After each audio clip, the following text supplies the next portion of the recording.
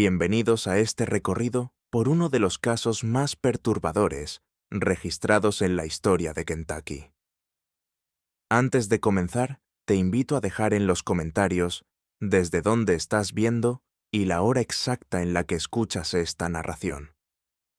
Nos interesa saber a qué lugares y en qué momentos del día o de la noche llegan estas historias documentadas. El otoño de 1907 llegó al condado de Harlan con una quietud inusual. Pine Mountain proyectaba largas sombras sobre los valles donde varias cabañas de caza salpicaban el paisaje a lo largo del río Cumberland.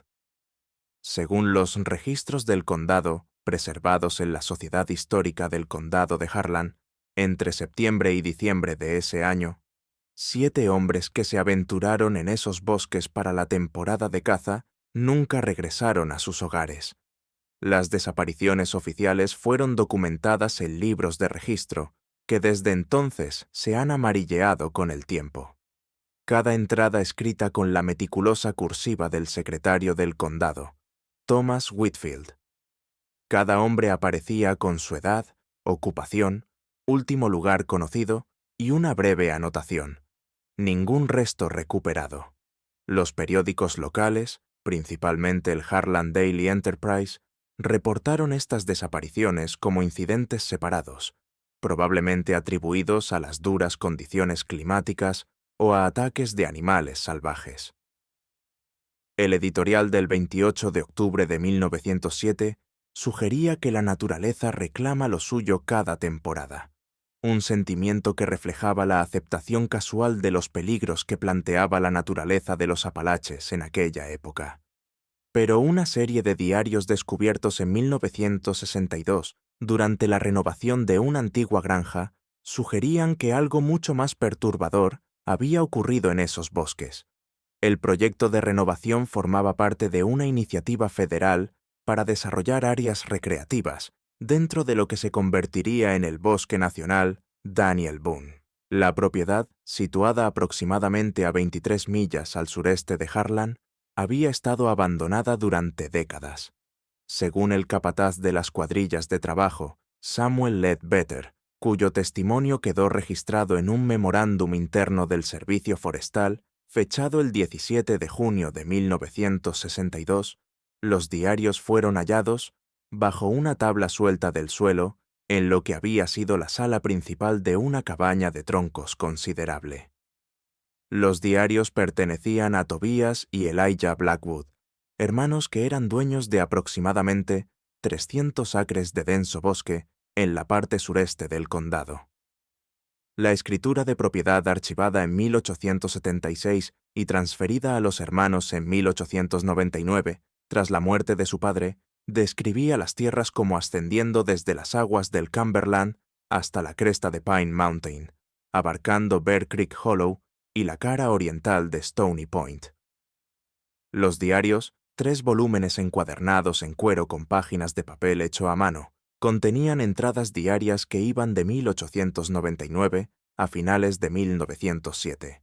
Lo que sigue es un relato reconstruido a partir de esos diarios, registros del condado, recortes de periódicos y entrevistas realizadas a descendientes de residentes del condado de Harlan de aquella época.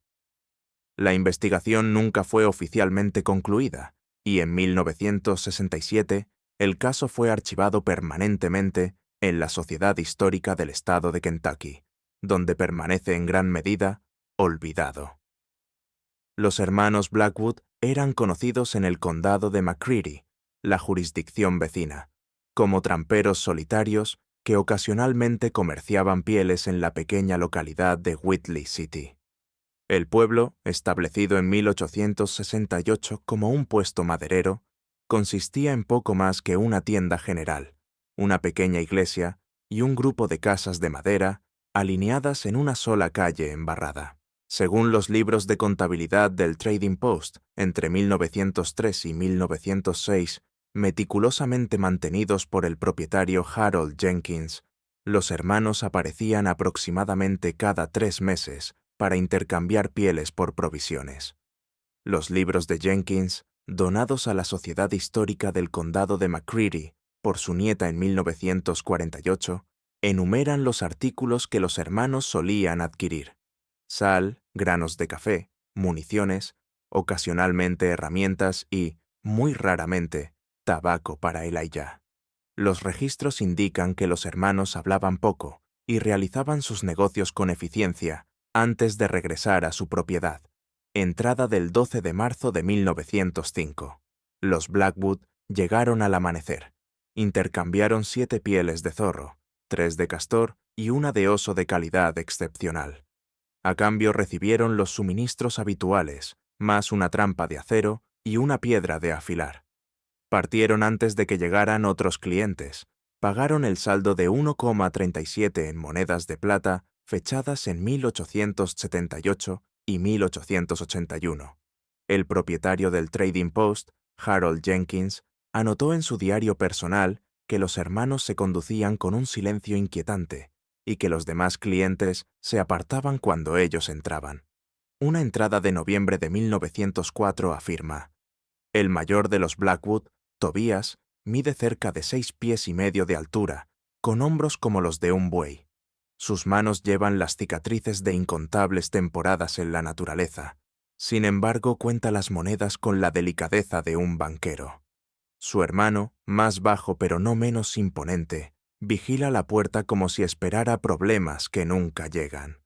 Se mueven por mi establecimiento como lobos entre ovejas, y me sorprendo revisando mi inventario con más cuidado después de su partida, aunque nunca ha faltado nada. Jenkins también observó que los hermanos parecían estar excepcionalmente bien alimentados para hombres que vivían tan adentro de la naturaleza, especialmente durante los meses de invierno, cuando la caza escaseaba. Su robusta complexión contrastaba fuertemente con la de otros habitantes de las montañas que solían adelgazar durante los duros inviernos de Kentucky. Al ser interrogado sobre su éxito en la caza, Tobías, el hermano mayor, solo respondía que tenían maneras de asegurar que la mesa siempre estuviera llena. Esta respuesta críptica aparece varias veces en las entradas del diario de Jenkins a lo largo de 4 años, lo que sugiere la persistente curiosidad del comerciante acerca de su inusual prosperidad. La cabaña de los hermanos se encontraba en un claro remoto, aproximadamente a 17 millas del vecino más cercano, accesible solo por un estrecho sendero de tierra que se retorcía entre un denso bosque de pinos. Según los recuerdos de James Harkins, un leñador cuyo padre había entregado provisiones a la propiedad Blackwood en 1901, el camino hacia la cabaña estaba marcado por peculiares disposiciones de piedras, colocadas a intervalos irregulares a lo largo de la senda. Harkins, entrevistado en 1964 por la historiadora local Margaret Wilson, recordó que su padre describía las piedras como erguidas como centinelas silenciosos, y cómo parecían seguirte con ojos invisibles. El camino en sí era descrito como inusualmente nivelado y bien mantenido para un lugar tan remoto, lo bastante ancho para un caballo, pero no para una carreta, lo que obligaba a los visitantes a avanzar en fila india. La ubicación aparecía en un mapa de levantamiento topográfico de 1899, encargado por la Oficina de Tierras de Kentucky, pero en mapas posteriores de 1910 en adelante no se menciona la propiedad ni sus estructuras. Es como si la tierra misma hubiera conspirado para olvidar. El levantamiento geológico de 1910, realizado como parte de una iniciativa de exploración de carbón, muestra únicamente naturaleza deshabitada donde debería haber estado la propiedad Blackwood, a pesar de la construcción sustancial de la cabaña que debió haber persistido mucho más allá de esa fecha. La cabaña en sí, según los pocos que la habían visto, era inusualmente grande para una vivienda en la naturaleza. Construida con troncos de roble labrados a mano, encajados con notable precisión, contaba con una base de piedra que se extendía aproximadamente 10 pies bajo tierra, creando lo que los testigos describieron como un nivel subterráneo completo al que se accedía por una trampilla en la sala principal.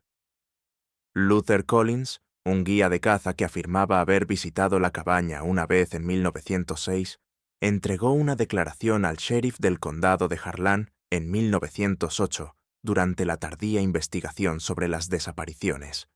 Su descripción, preservada en los archivos del caso, señala que la planta principal contenía una gran sala central con una enorme chimenea de piedra, 2 habitaciones más pequeñas presumiblemente usadas como dormitorios y una cocina separada con un inusual horno de ladrillo, construido en la pared.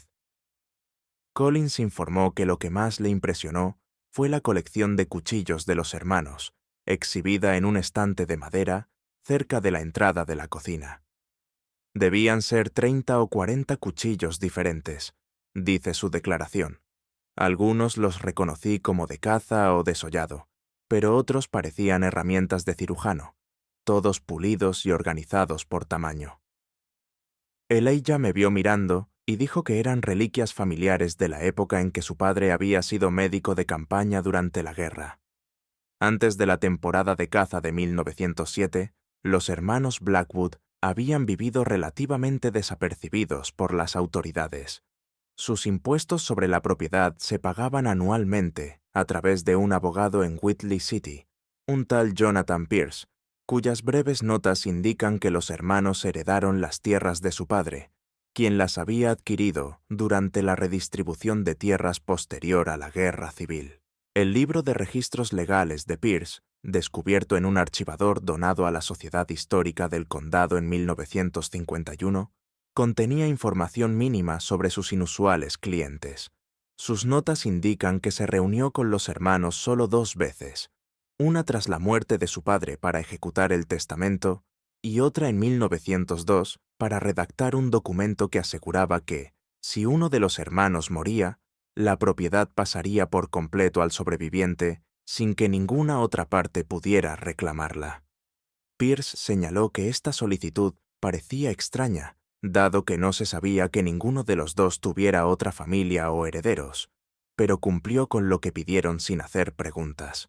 Según los registros del tribunal, el mayor de los Blackwood había sido soldado de la Unión que recibió la parcela como compensación por su servicio. Los archivos militares consultados en 1965 por investigadores lo identificaron como el sargento Ezekiel Blackwood, anteriormente del 10º Heredero de Infantería Voluntaria de Kentucky, Compañía C. Su historial de servicio indicaba que había trabajado como asistente en un hospital de campaña durante los últimos años de la guerra, con una anotación que destacaba su habilidad particular en procedimientos de amputación. Las notas de Pierce encontradas en el mismo archivador mencionaban que el padre de los hermanos tenía peculiares requisitos dietéticos que hacían necesaria su vida aislada. En una carta a un colega fechada en 1904, Pierce elaboraba un poco más, escribiendo: «El mayor de los Blackwood sufría de una dolencia digestiva adquirida durante su servicio militar. Según sus hijos, solo podía consumir carne muy fresca preparada de maneras específicas, o sufría terriblemente». Esta condición aparentemente influyó en su decisión de elegir una granja tan aislada, donde la caza era abundante y los vecinos escasos. No se ofrecieron más explicaciones, y los registros médicos de esa época no eran lo suficientemente detallados como para identificar qué padecimiento podía requerir tales restricciones dietéticas. Los propios hermanos no tenían educación formal más allá de lo que su padre les había enseñado y ninguno se había casado. Su aislamiento era casi total, salvo por sus expediciones trimestrales de intercambio.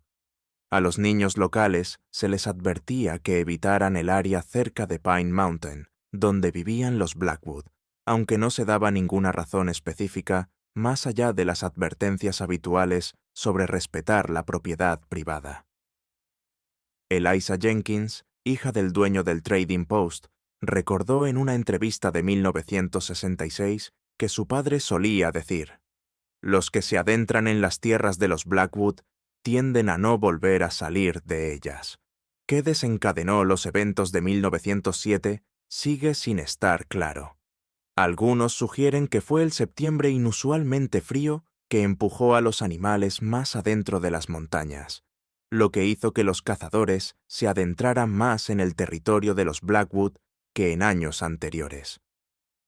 Los registros meteorológicos de la Estación Meteorológica de Louisville documentan que septiembre de 1907 tuvo temperaturas en promedio 12 °C por debajo de lo normal, con una helada temprana el 10 de septiembre que dañó las cosechas en toda la región.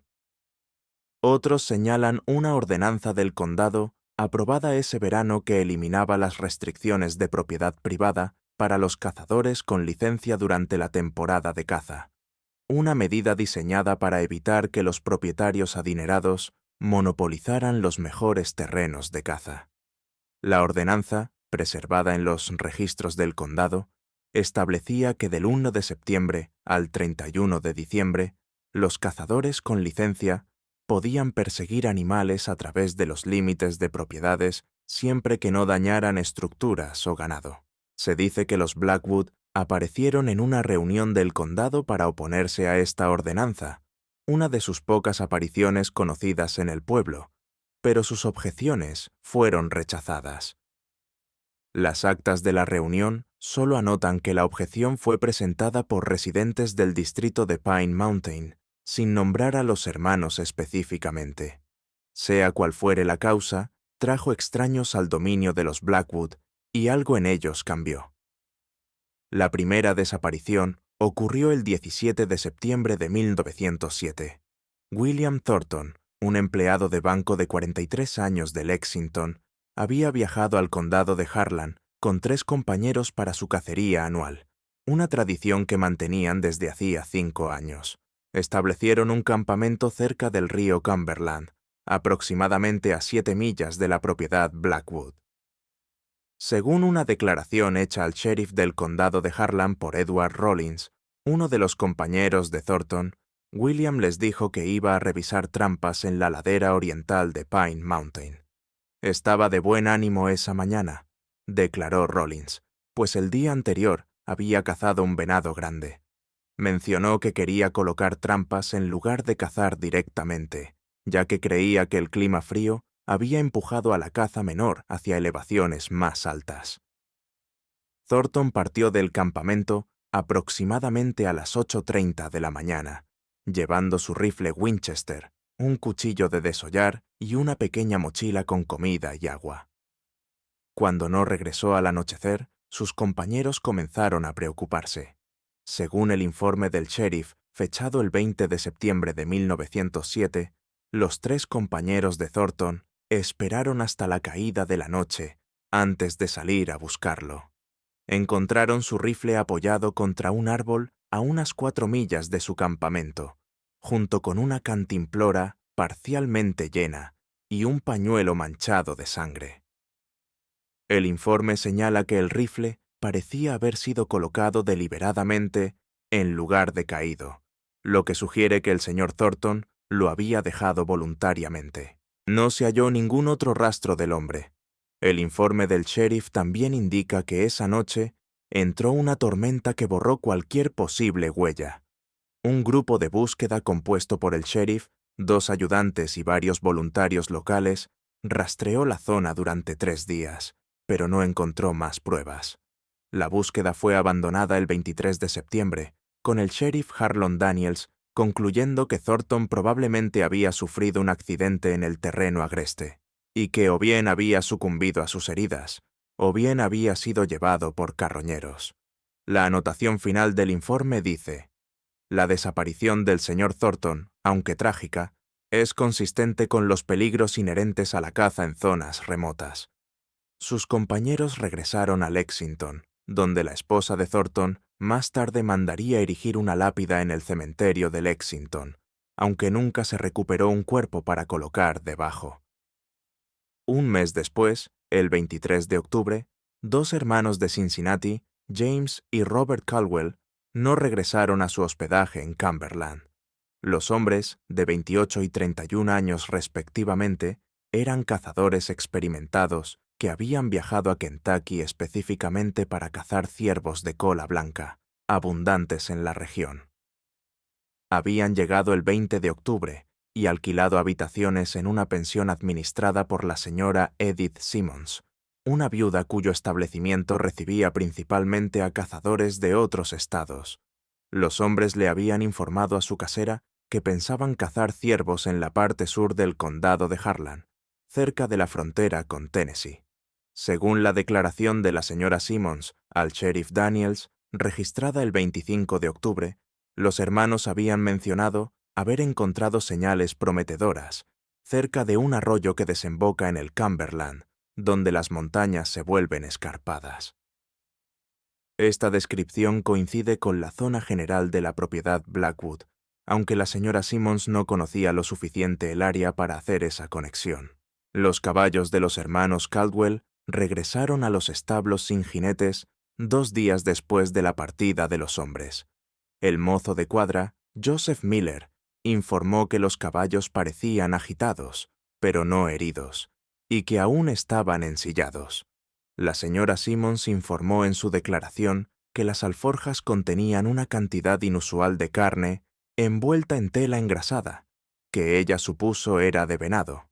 Al no considerarlo significativo en ese momento, y creyendo que los hermanos quizás habían ido a recoger más piezas, preparó la carne para sus huéspedes.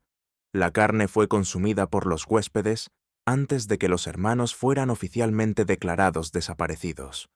Cuando los investigadores le preguntaron sobre la apariencia o el sabor de la carne, ella no reportó nada extraño, diciendo solamente que era tierna, como si proviniera de un animal joven. Recordó que un huésped, un tal señor Douglas de Virginia, comentó que era el venado más dulce que había probado, y preguntó sobre el lugar de caza de los hermanos para probar suerte en la misma zona. La señora Simmons no recordaba si le había dado esa información. El sheriff Daniels organizó otra partida de búsqueda cuando se reportó la desaparición de los hermanos Caldwell, enfocándose en el área al sur de Cumberland, donde habían indicado que irían a cazar. La búsqueda duró 5 días, pero no arrojó resultados más allá de un solo cartucho de rifle disparado que no pudo vincularse de manera definitiva al arma de ninguno de los 2 hermanos. El Cincinnati Enquirer publicó un pequeño artículo sobre los hombres desaparecidos el 2 de noviembre de 1907, señalando que se presumía que habían sucumbido a los peligros de la naturaleza salvaje de Kentucky. Sus padres viajaron al condado de Harlan a mediados de noviembre, pero regresaron a Ohio sin respuestas. En una cruel ironía, la esposa de Robert Caldwell esperaba a su primer hijo, que nacería en febrero de 1908 sin haber conocido jamás a su padre. Una carta de la señora Rebecca Caldwell al sheriff Daniels, fechada en marzo de 1908 y preservada en el expediente del caso, suplica por cualquier información adicional sobre el destino de su esposo. La respuesta del sheriff, si alguna vez fue enviada, no está incluida en los registros. La tercera desaparición ocurrió a principios de noviembre e involucró a un cazador solitario llamado Frederick Schmidt, un inmigrante alemán que vivía en Louisville y trabajaba como carnicero. Schmidt, de 39 años, había viajado solo al condado de Harlan el 3 de noviembre. Según el registro de huéspedes del Railroad Hotel en Harlan Town, salió la mañana del 5 de noviembre, diciendo al recepcionista que planeaba una cacería de varios días antes de regresar. Schmidt nunca volvió a registrarse en el hotel, y su desaparición no se notó hasta el 15 de noviembre, cuando no regresó a su trabajo en Louisville. Su empleador, preocupado por la ausencia de un trabajador confiable, contactó a las autoridades. Para cuando el sheriff Daniels fue notificado, habían pasado casi 2 semanas desde la última vez que se vio a Schmidt. Se llevó a cabo una búsqueda superficial, pero el clima invernal ya se había instalado, lo que hizo imposible una investigación exhaustiva. El equipo de caza de Schmidt, incluyendo un distintivo rifle alemán con su nombre grabado en la culata, nunca fue recuperado. La cuarta y quinta desaparición ocurrieron simultáneamente e involucraron a 2 hombres locales, cuñados, Thomas Howard y Peter Jenkins, quienes salieron de sus hogares en Cumberland el 26 de noviembre, para lo que debía ser un viaje de caza de 2 días. Howard, minero de carbón, y Jenkins, carpintero, eran residentes de toda la vida del condado de Harlan y conocían bien el terreno. Según las declaraciones de sus esposas, que eran hermanas, los hombres habían mencionado que irían a cazar a las tierras altas porque la caza se había vuelto escasa en sus terrenos habituales más cercanos al pueblo. Cuando no regresaron el 28 de noviembre, sus familiares reportaron de inmediato su ausencia al sheriff Daniels. Rápidamente se organizó un grupo de búsqueda compuesto principalmente por compañeros mineros y vecinos que conocían bien a los hombres. A pesar de su familiaridad con la zona, el grupo de búsqueda no encontró rastro alguno de Howard o Jenkins más allá de su campamento inicial, que parecía haber sido abandonado apresuradamente. La fogata había sido apagada, pero su equipo de cocina quedó atrás, junto con el cadáver de un conejo, a medio preparar que había sido dejado a estropear. Los rifles de los hombres faltaban, lo que sugiere que estaban armados cuando salieron del campamento. La sexta desaparición, ocurrida el 12 de diciembre, involucró al reverendo Isaiah Thorfield, un predicador itinerante de Tennessee que había estado dirigiendo reuniones de avivamiento en pequeñas comunidades del condado de Harlan. Según su asistente, un joven llamado Timothy Greer, el reverendo Thorfield había expresado interés en llevar su mensaje a las granjas más aisladas de la región. El reverendo creía que ninguna alma estaba demasiado lejos para recibir la palabra. Greer declaró en su informe a las autoridades que había oído hablar de familias solitarias en las montañas que no habían visto a un predicador en años y sentía el llamado de ministrarles. Thorfield partió a caballo en la mañana del 12 de diciembre, llevando su Biblia y una pequeña bolsa de provisiones. Su caballo regresó a la iglesia en Harlan 3 días después sin su jinete. Las alforjas contenían la Biblia del reverendo, aparentemente intacta, pero sus otras pertenencias habían desaparecido. Greer organizó una búsqueda con miembros de la iglesia, pero al igual que en los intentos anteriores, no hubo resultados. La última desaparición de la temporada, y quizás la más perturbadora en retrospectiva, ocurrió el 23 de diciembre. Mary Caldwell, hermana de los desaparecidos hermanos Caldwell, había viajado desde Cincinnati al condado de Harlan, decidida a descubrir qué había pasado con sus hermanos. A pesar de las advertencias sobre las peligrosas condiciones invernales, contrató a un guía local llamado Jeremiah Stone para que la llevara al área donde sus hermanos habían planeado cazar. Según la declaración posterior de Stone a las autoridades, partieron la mañana del 23 de diciembre, siguiendo la dirección general que la señora Simmons había indicado que los hermanos Caldwell habían tomado. Stone informó que, al acercarse a las estribaciones de Pine Mountain, Mary Caldwell insistió en continuar sola por un corto trecho hasta una cresta, desde la que creía poder obtener una mejor vista del terreno circundante. Stone afirmó que aconsejó lo contrario, pero cedió ante su insistencia, aceptando esperar con los caballos.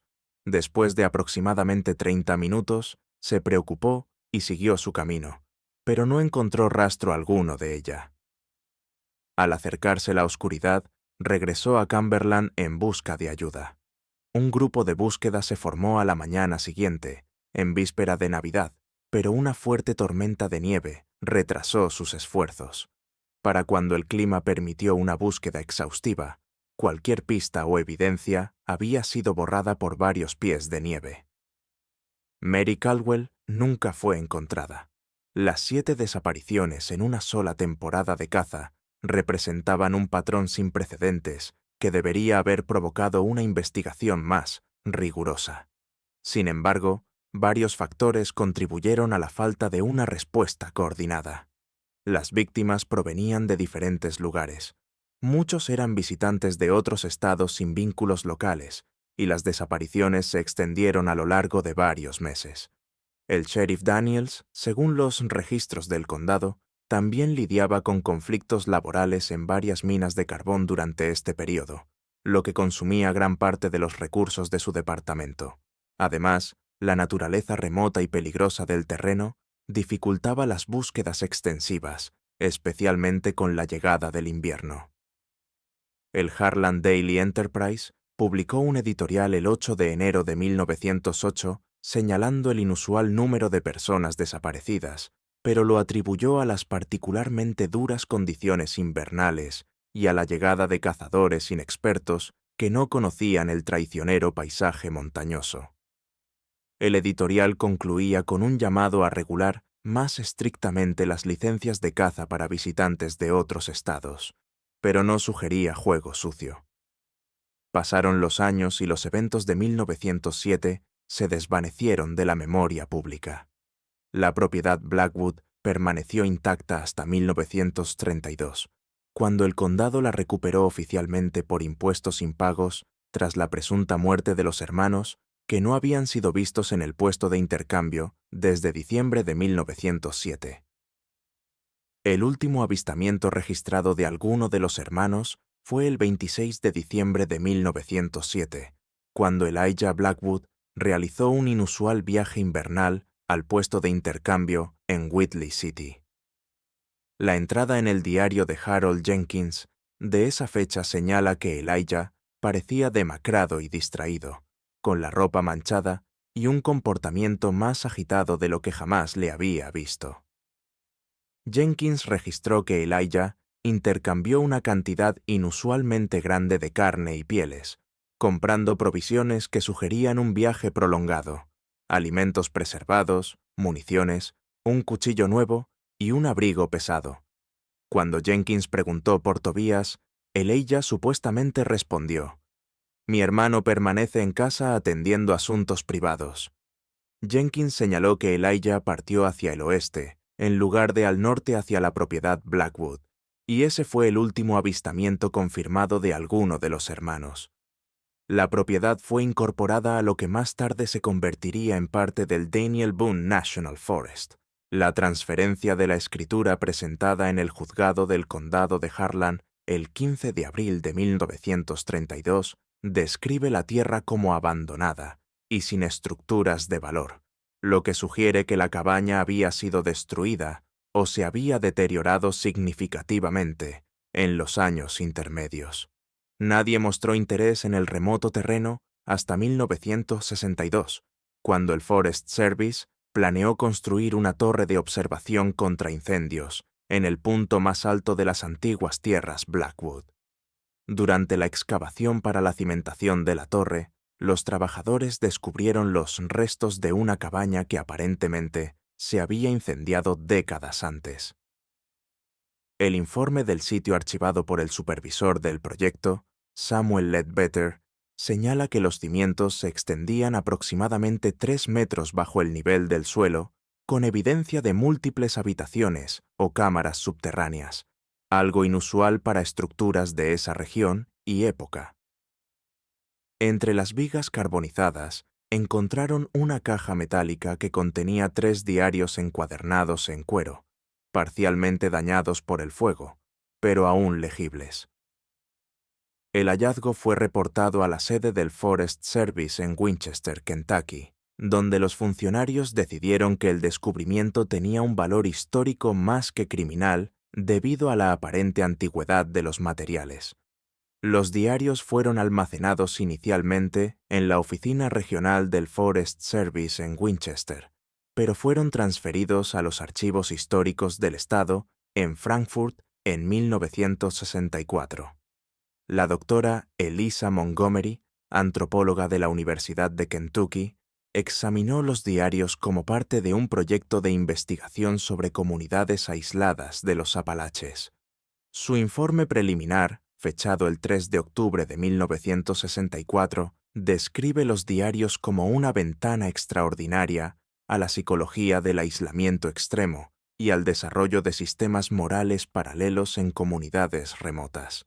Montgomery señaló que los diarios contenían entradas diarias escritas en 2 caligrafías distintas, que se presume pertenecían a Tobías y Elijah Blackwood. Las entradas de 1899 hasta principios de 1907 se centraban principalmente en aspectos mundanos de la supervivencia en la naturaleza, reportes de caza, observaciones climáticas, mantenimiento de la propiedad y ocasionales reflexiones filosóficas que Montgomery describió como sorprendentemente articuladas para hombres con presumiblemente poca educación formal. Sin embargo, a partir de marzo de 1907, el tono de las entradas, particularmente aquellas atribuidas a Tobías, comenzó a cambiar. Las notas de Montgomery revelan que Tobías escribía con creciente frecuencia sobre invasiones y violaciones de su territorio. Una entrada del 23 de marzo de 1907 dice: «Encontré huellas de botas a lo largo del lecho del arroyo oriental, extraños caminando en nuestra tierra sin permiso ni reconocimiento. Padre no habría tolerado tal intromisión». Entradas posteriores rastreaban la creciente paranoia de Tobías hacia los forasteros, con un lenguaje cada vez más hostil. Para agosto, escribía sobre instalar disuasivos adicionales en los límites de la propiedad, aunque no especificaba en qué consistían. Las entradas de Elijah durante este período expresaban preocupación por el cambiante comportamiento de su hermano.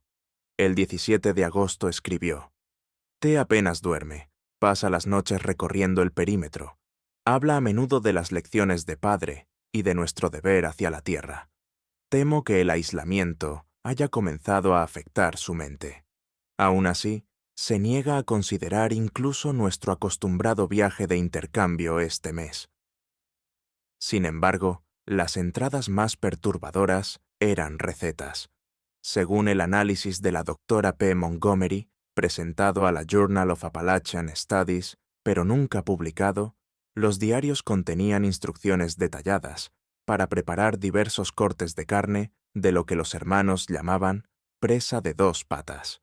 Las entradas se volvieron más frecuentes y detalladas a partir de septiembre de 1907, con Tobias Blackwood escribiendo el 18 de septiembre. «Bendición inesperada ayer. El intruso llevaba identificación de un banco de Lexington.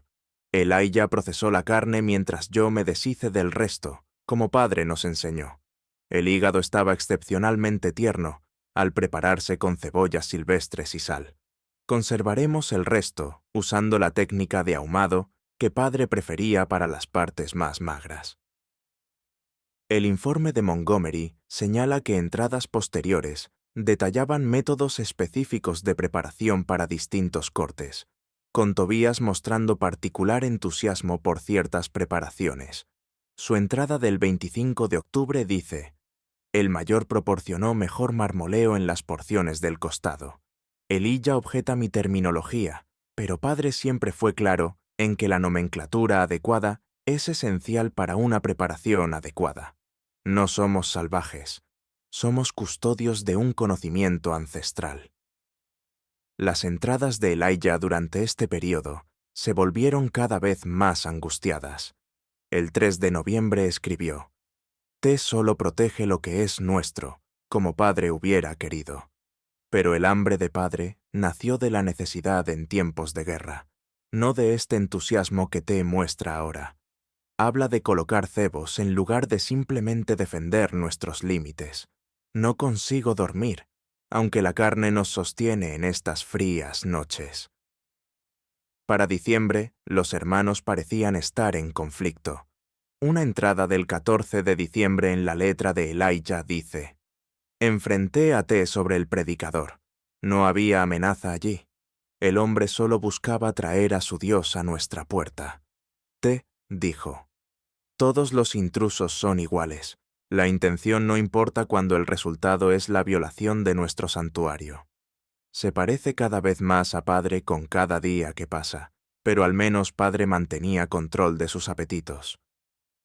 La investigación de Montgomery fue interrumpida abruptamente en noviembre de 1964 y su artículo fue retirado de publicación. Los registros universitarios indican que solicitó un año sabático poco después y se trasladó a Oregón.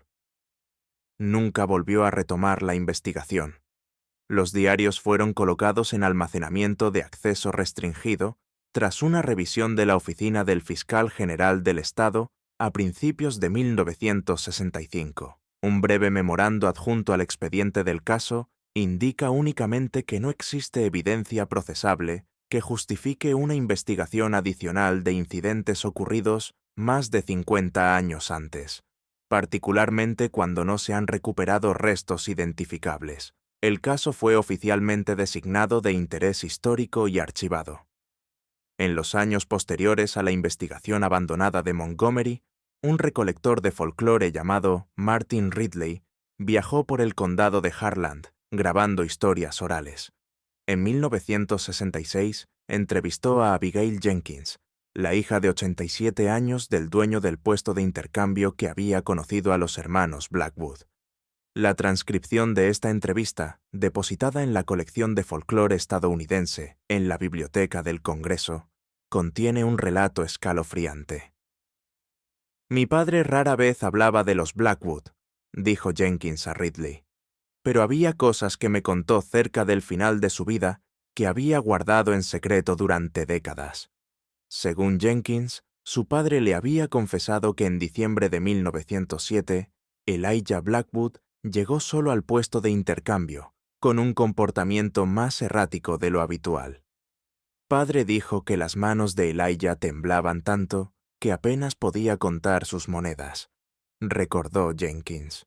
Su ropa estaba manchada de oscuro en algunos lugares, y olía a humo, y a algo que padre dijo se parecía a un matadero.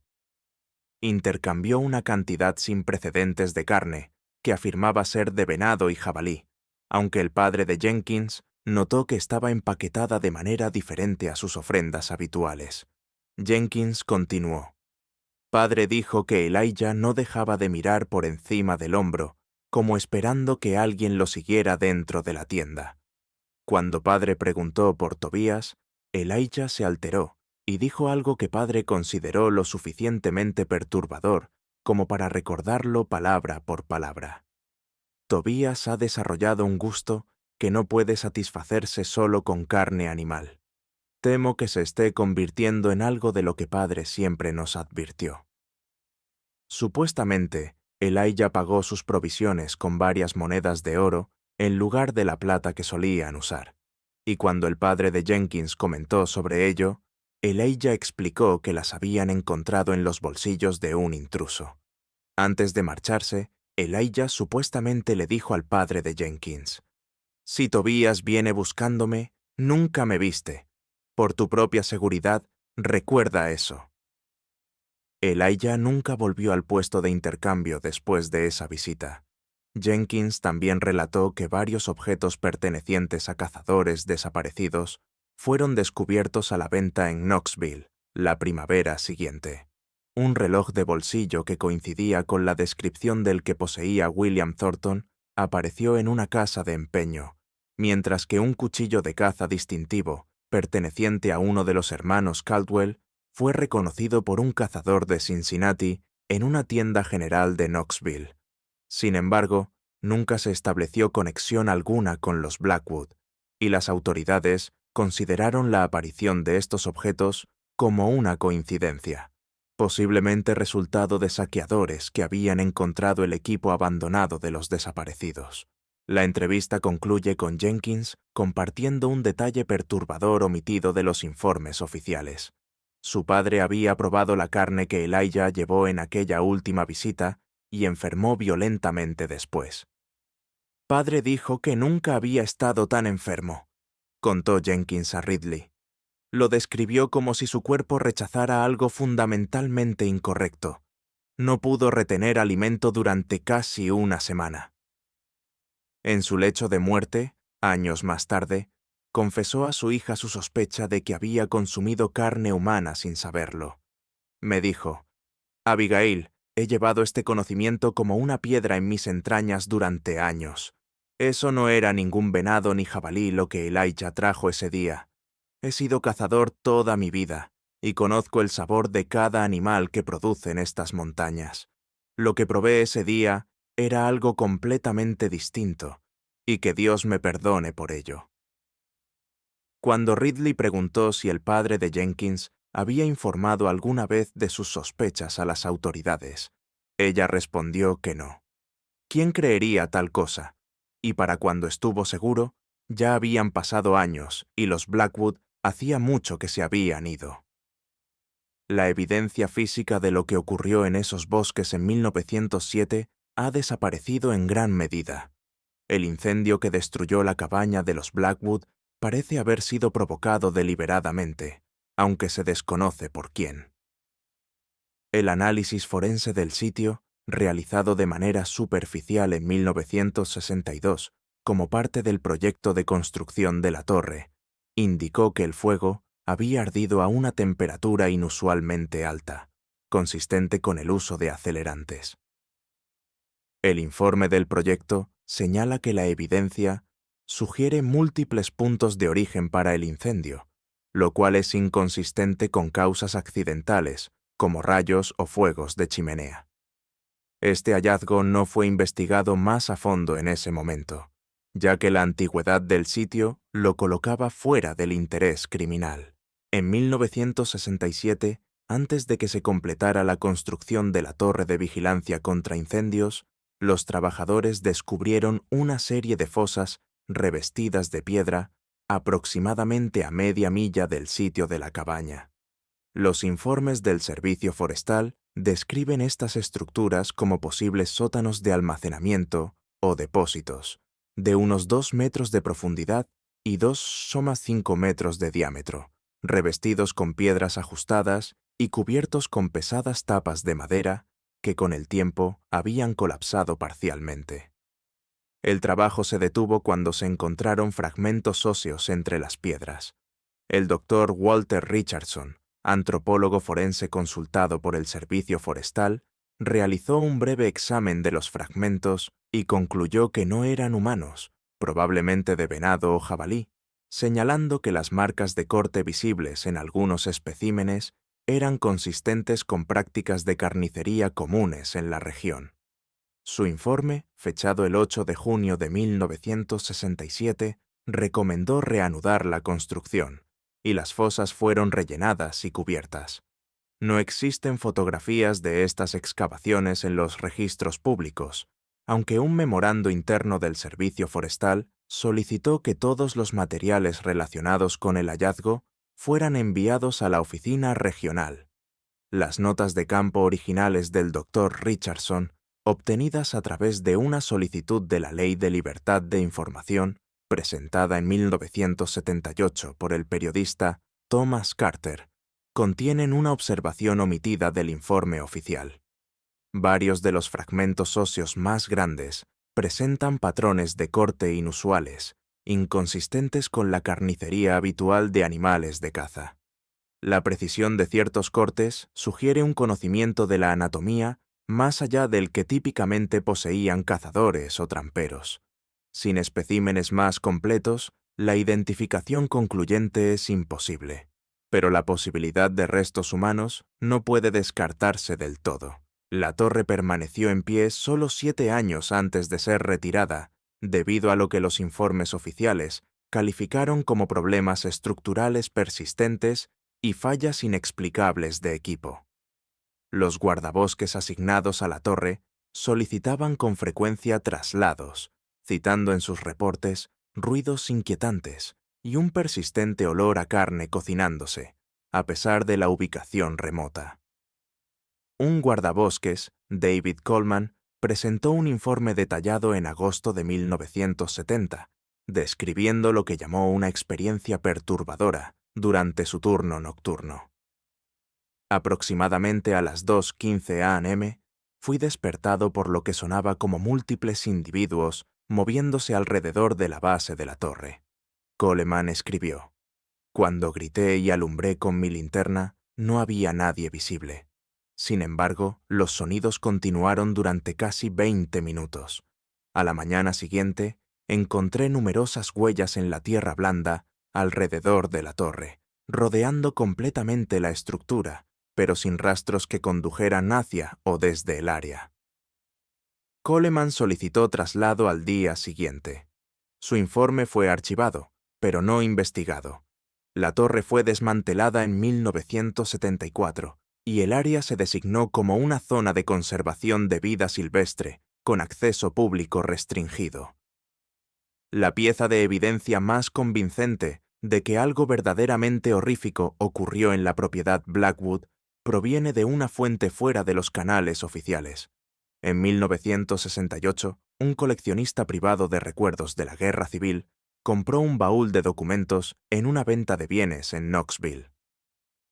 Entre esos papeles había una carta fechada el 3 de enero de 1908 de Elijah Blackwood a un primo en Tennessee.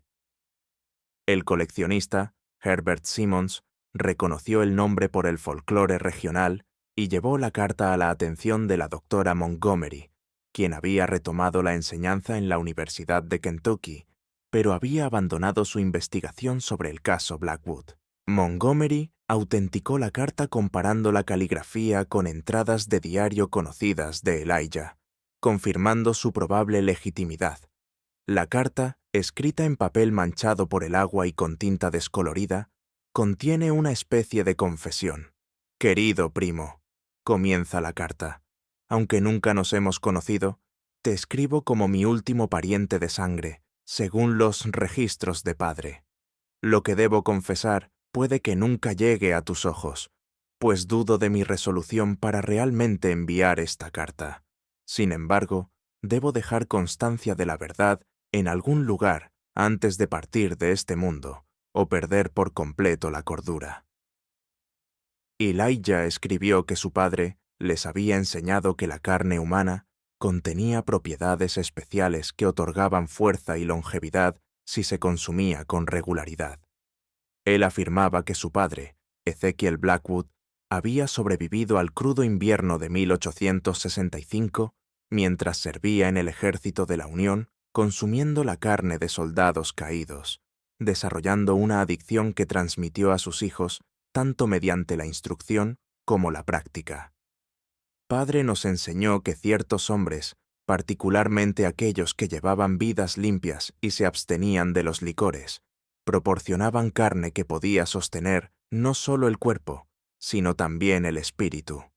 La carta continúa. Lo llamaba el sustento supremo y creía que le había extendido la vida más allá de los límites naturales. Nos entrenó para identificar sujetos adecuados, preparar la carne de maneras que preservaran lo que él llamaba su esencia y disponer de las pruebas restantes de formas que la propia naturaleza ocultaría. Elijah describía que, tras la muerte de su padre en 1899, él y Tobías inicialmente se abstuvieron de la práctica, subsistiendo con caza convencional. Sin embargo, durante un invierno particularmente duro, en 1901, Tobías volvió a los métodos de su padre, cuando un trampero perdido buscó refugio en su cabaña. Él lo justificó como defensa propia, ya que el hombre había entrado en delirio por fiebre y los amenazó con su cuchillo. Elijah escribió: «Pero vi la mirada en los ojos de mi hermano mientras preparaba la carne, el mismo hambre que había poseído a padre en sus últimos años». Según la carta, los hermanos alcanzaron un compromiso incómodo, en el que solo consumirían a individuos que invadieran su tierra y representaran alguna amenaza percibida.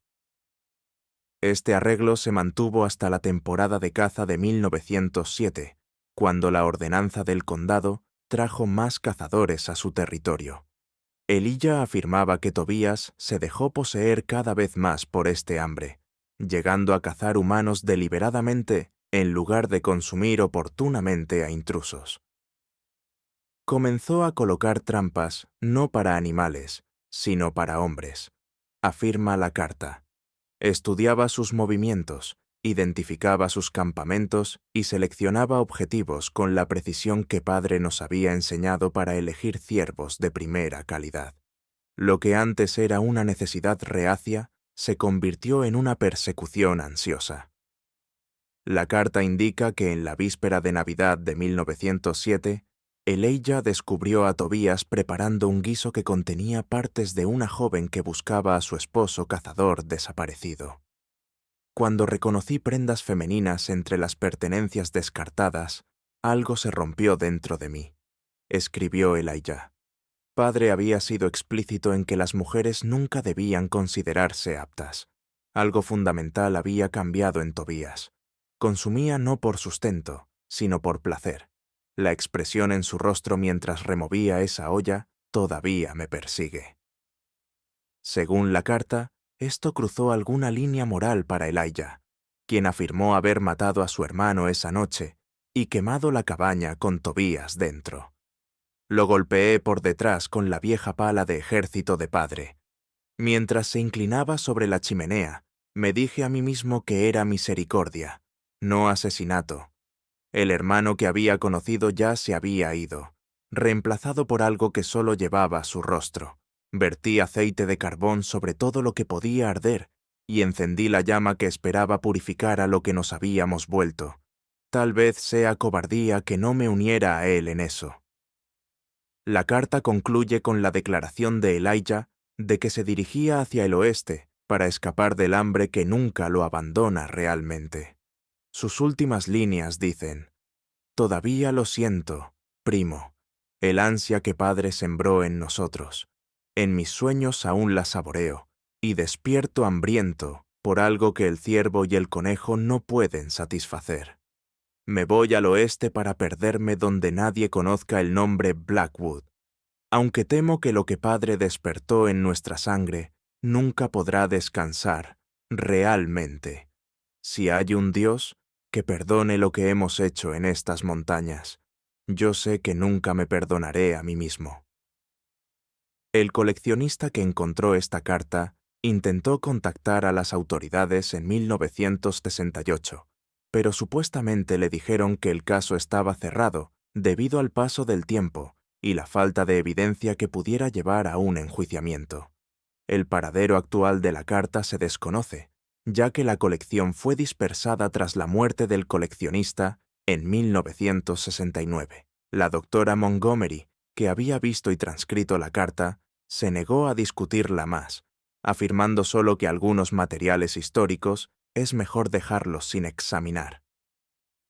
El legado de los hermanos Blackwood se manifiesta en el hecho curioso de que la porción sureste de lo que ahora es el Bosque Nacional Daniel Boone tiene una de las tasas de visita de cazadores más bajas de toda la región de los Apalaches. A pesar de la abundante caza y las vistas espectaculares, la zona sigue siendo en gran medida intransitada. Un análisis de visitantes del Servicio Forestal, realizado en 1978, encontró que cazadores y excursionistas tienden a evitar la sección específica que alguna vez contenía la propiedad Blackwood, incluso cuando desconocen su historia. Los guías locales se negaban a llevar grupos al área, citando terreno peligroso o hábitats de vida silvestre protegidos. Jeremiah Holbrook, un guía de caza entrevistado para el análisis, declaró simplemente: «Hay lugares en estas montañas que no dan la bienvenida a la presencia humana. Ese es uno de ellos. Los animales también lo saben. No encontrarás ciervos ni pavos en ese valle, sin importar lo bueno que sea el alimento disponible». Los guardaparques entrevistados para la misma evaluación reconocieron una política no oficial de desalentar acampar o cazar en esa sección. «No lo incluimos en las directrices oficiales», explicó un guardaparques, «pero al personal nuevo se le aconseja discretamente que dirija a los visitantes a otro lugar. Hemos tenido demasiados incidentes a lo largo de los años: fallas de equipo, lesiones inexplicables, excursionistas reportando desorientación, incluso con brújula y mapa».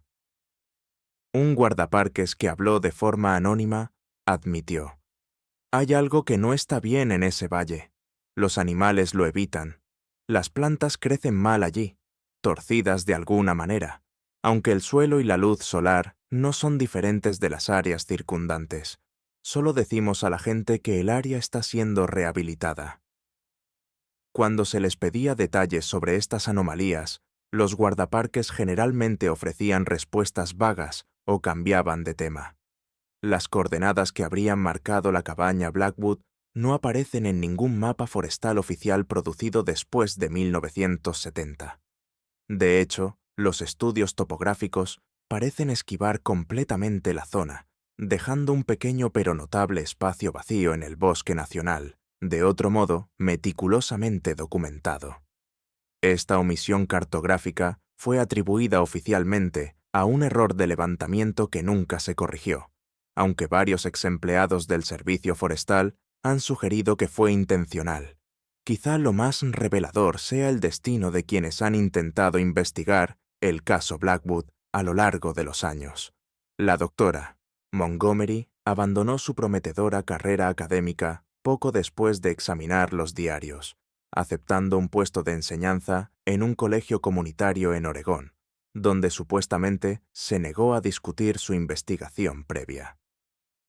Thomas Carter, el periodista que presentó la solicitud bajo la Ley de Libertad de Información en 1978, publicó un único artículo sobre el caso Blackwood en una pequeña revista regional antes de abandonar el tema por completo.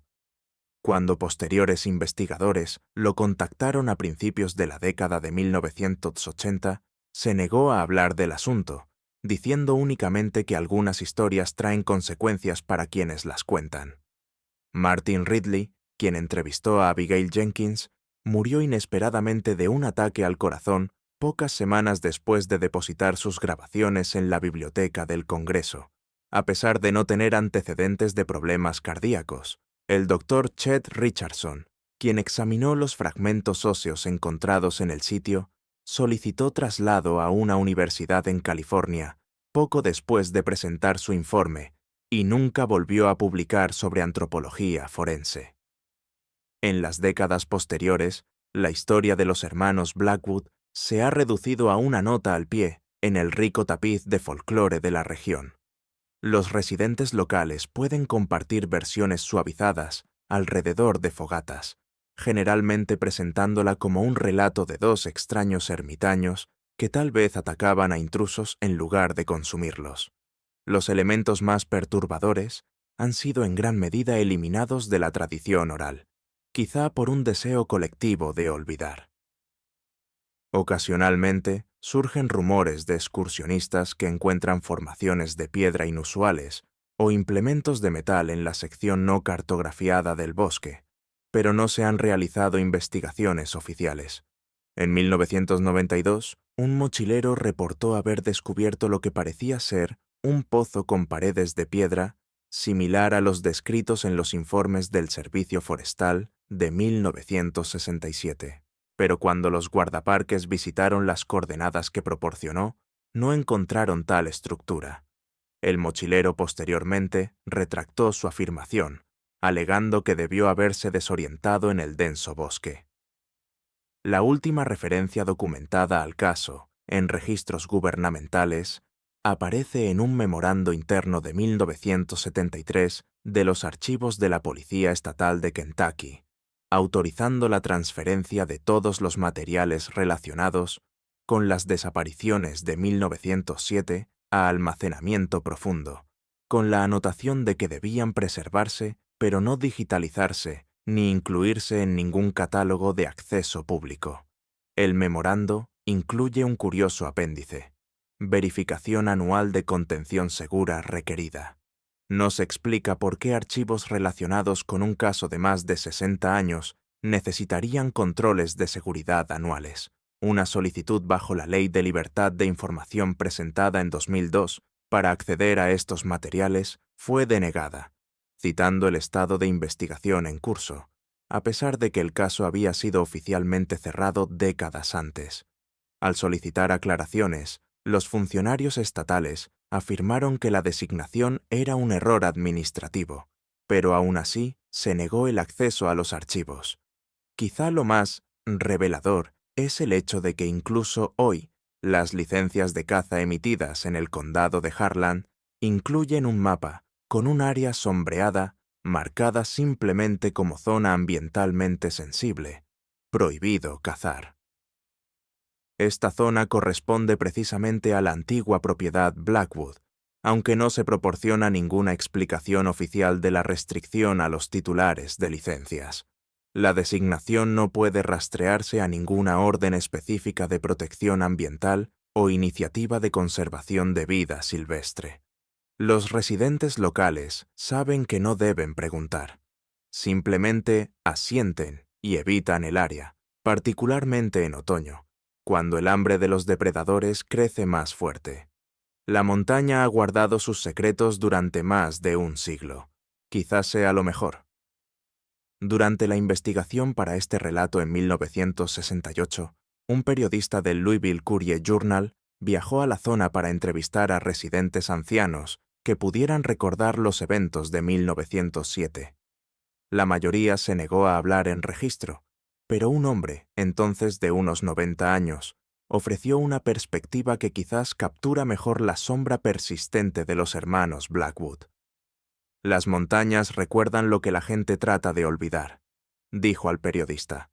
Esos hermanos no fueron los primeros en desarrollar apetitos inusuales en estas colinas, y dudo que sean los últimos.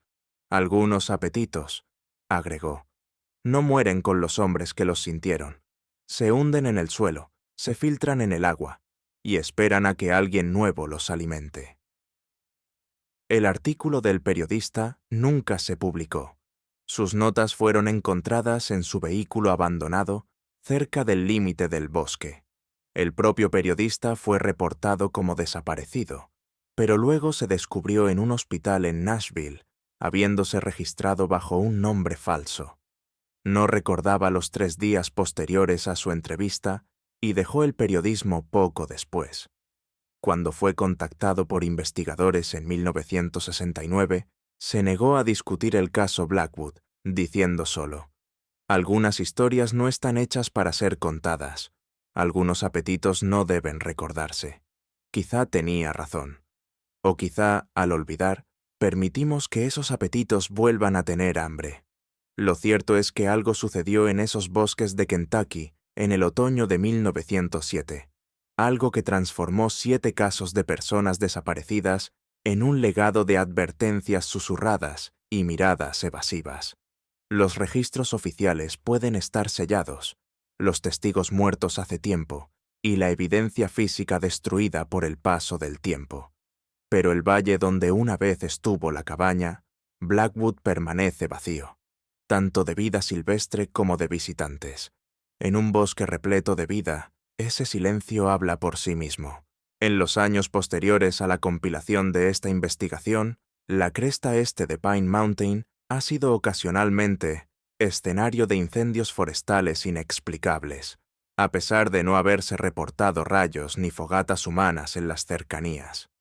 Los guardaparques señalan que estos incendios suelen ocurrir a finales de septiembre o octubre, ardiendo intensamente, pero nunca se propagan más allá de los límites de lo que fue la tierra de los Blackwood.